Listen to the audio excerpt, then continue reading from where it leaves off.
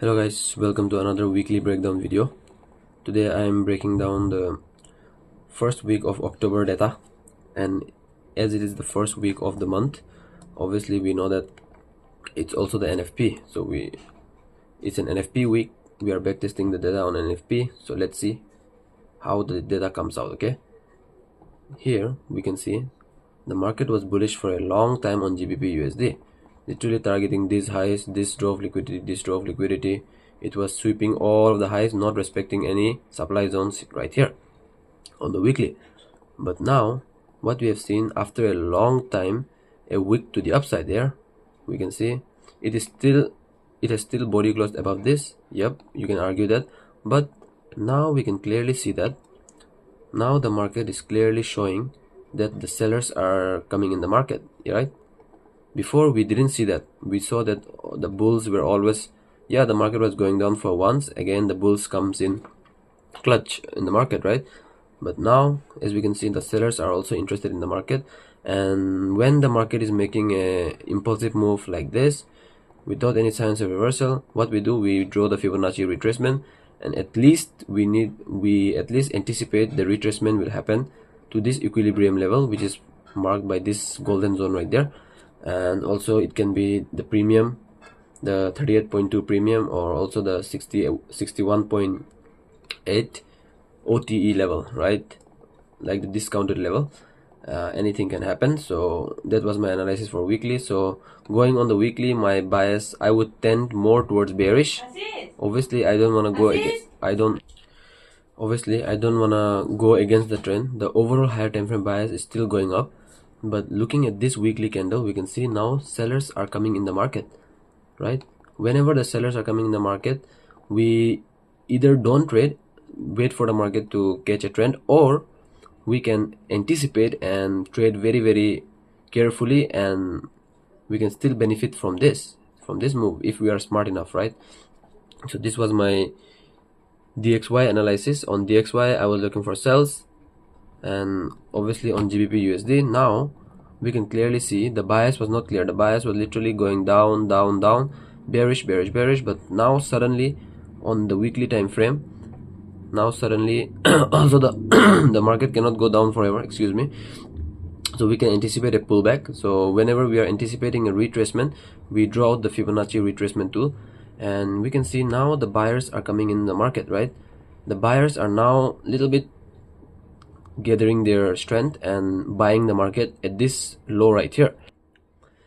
And going on to next week, the bias is still bearish, but also it makes sense to go up. So the bias was not clear, the market was in indecision, and this was not the time where I wanted to trade the most, because these were the times where my bias was so clear and I was going to the markets with a clear bias, on the clear weekly bias. But this week my bias was not clear, but obviously I will show you I took the trades either ways, because I am backtesting. So while backtesting I'm taking the trades, and let me show you quickly what I figured out when I was backtesting. The purpose of news is to manipulate the market. As we can see, the smart money first accumulates orders, and when news is announced, it manipulates all the orders it is accumulated, and then have the move like we saw in this trade. So basically what I'm saying here was, the smart money always manipulates. It always manipulates before having the main move. It manipulates first, and when the news comes out, it accumulates first, and then when the news comes out, it manipulates the orders, making equal highs and lows, and then pretty much make the move with the bias. Whenever the market is accumulating or consolidating, we have learned this from FXLXG strategy, after the manipulation we can anticipate the move to happen with the overall trend of the market. So that was first, and let me quickly show you, because the video will be too long if I do take more time. It can be a supply zone reversal pattern also. This will come, I'll show you this when let me show you. So on the weekly my bias was not clear. So now going on the daily, also this is the time where I don't want to trade the daily time frame. I mean on the weekly, on the Monday, these are the situation where I don't trade Mondays. Why? Because my bias was not clear. And also I draw the Fibonacci retracement on the daily time frame, lower highs, lower lows, lower highs. The retracement already happened to the equilibrium, as we can see here. And if I show you this, whenever the bias is clear and the Asian range is not swept, you can look for continuation metals. Okay, And okay, so let me show you. I can guarantee you that's in DXY, that I've written in DXY. Here you can see these are the conditions where I don't trade Mondays, because I don't have a clear bias yet in the higher time frame. We'll wait for Monday to play out and give us our bias before taking the trade. 100% true.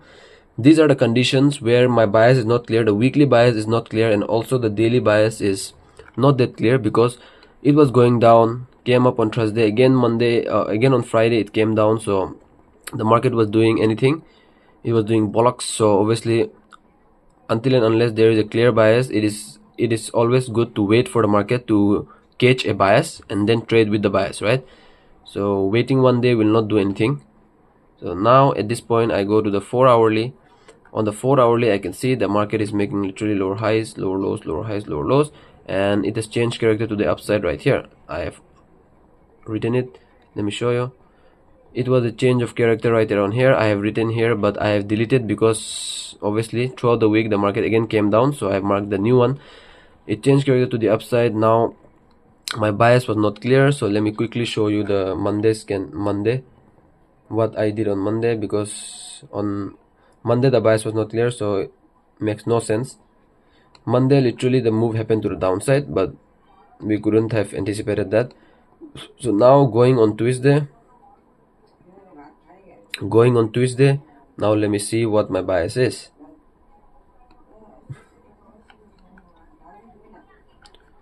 Now because we were patient, right, because we were patient, now we can clearly see now the market has catch a bias. Monday has literally went to the downside, making a bearish engulfing candlestick.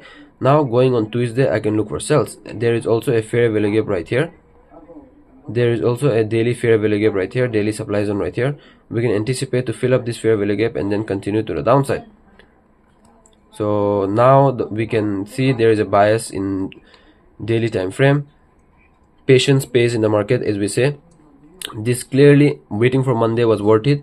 Now we can literally trade with the bias, which is bearish right now, right?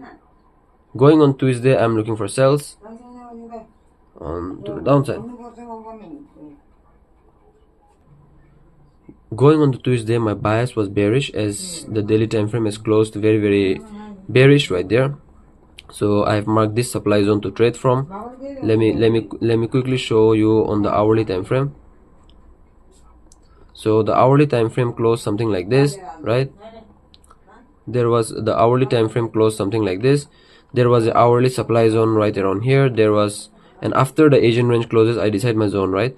So after this Asian range there was a supply zone here, there was a supply zone here, but I decided to mark the most closest fair value gap, which was on M15.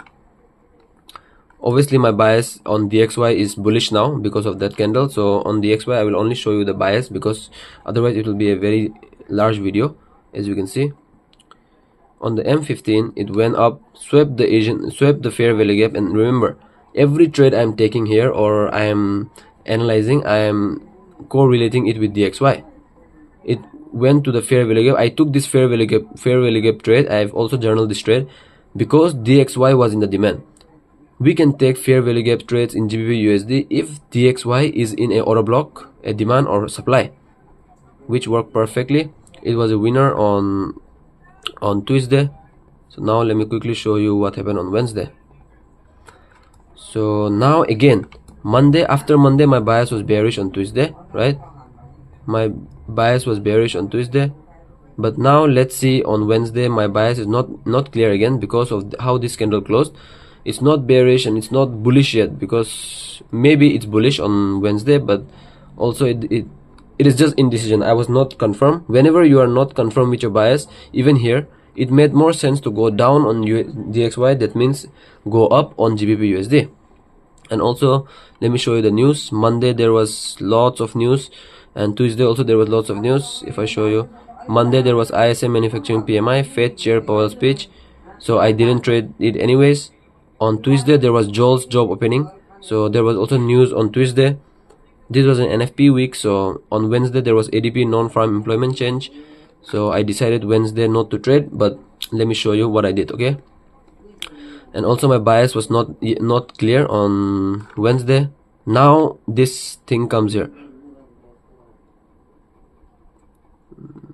this one, it can be a supply zone reversal pattern, right? Now we can clearly see the market was trending bearish, and now it's trying to change the trend to the upside. So we have learned that there is a supply zone, lower highs, lower lows, rally, drop, base, rally. This is a supply zone reversal pattern, rally, drop, base, rally, which exactly happened here, and I will show you how. So Wednesday also I didn't look for any trades because of the indecision in the market. Here we can see, now we wait for Wednesday's candle to close, Wednesday to open, something like this. And I will not show you the DXY. Again, I'm saying on DXY I'm only going for the bias selection because it's a weekly breakdown video and it will take a long time. Yeah, so what happened on Wednesday was the Asian low got swept perfect, but my bias was not clear. That's why I didn't do the trade. I waited for Wednesday. If you wait when your bias is not clear, if you wait for the day to play out, the next day your bias is so clear and you can catch so many good trades. That I've learned. Patience is the name of the game. You have to be patient, and whenever the bias is not clear, wait for the bias to be clear. The market doesn't care if you lose or win in the markets, right? So you have to be clear. Here, after the Wednesday's candle closed right here, now I am leaning towards buys, because this is the lower high, lower low, and obviously the market cannot go down forever. It has to make a lower high. And also there was a daily fair value gap. If I show you, there was a daily fair value gap which got filled, and on DXY, even on DXY there was a fair value gap which got half filled. If I show you, so it also made sense the market to come down and fill up this fair value gap before going to the upside on DXY. So that was also an added confluence for me to take the trade on buys on Thursday, which I took, and I also journaled it. Let me show you.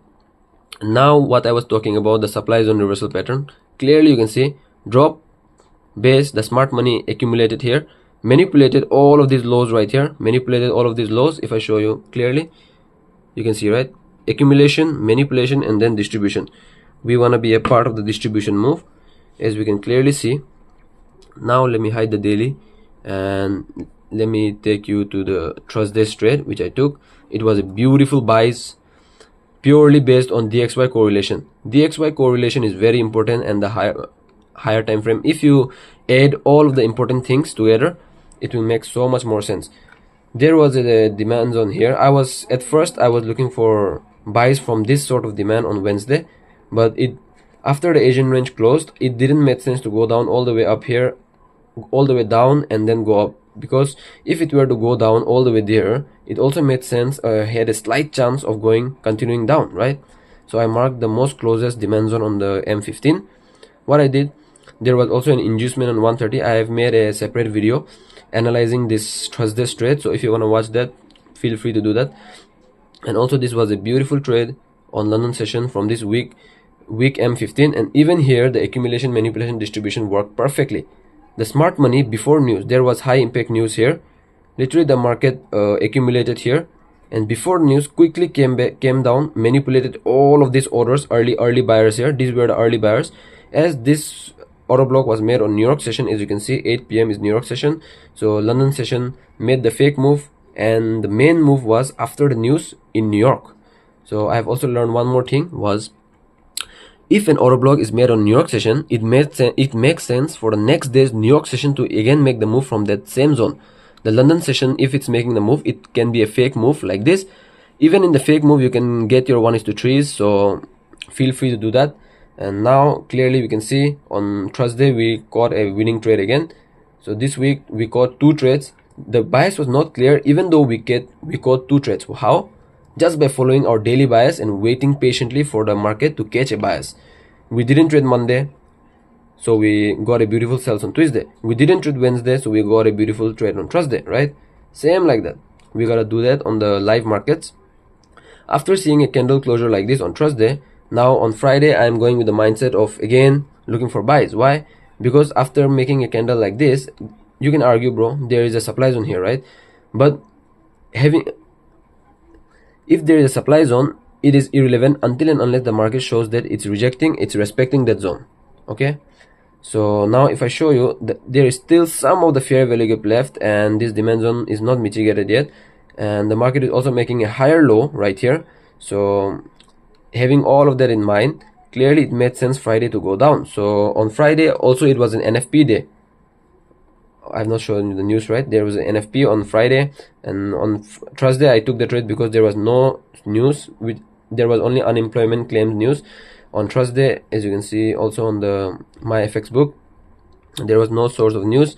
And on Friday there was NFP. It is always best to not trade NFPs, so I was very careful and I was very unsure. That's why I didn't took the trade on Friday. Whenever there is high impact news like CPIs and NFPs, I like not to trade because those are the days where the markets are the most manipulated. So I waited for Friday's Asian range to close, something like this, and just from this first view you can see that the market did what I wanted. So what I wanted was at least the market to come back to this demand zone here, which was also aligning with DXY supply zone, and make a move something like this, which didn't end up happening. The market went up, literally went up a lot, gave the move already. Again, news NFP. There was huge amount of liquidity right here. Let me show you one more thing. What NFP did was, this was the NFP candle on 6 p.m. right? The market went up. The bias is still bullish. My bias is still bullish.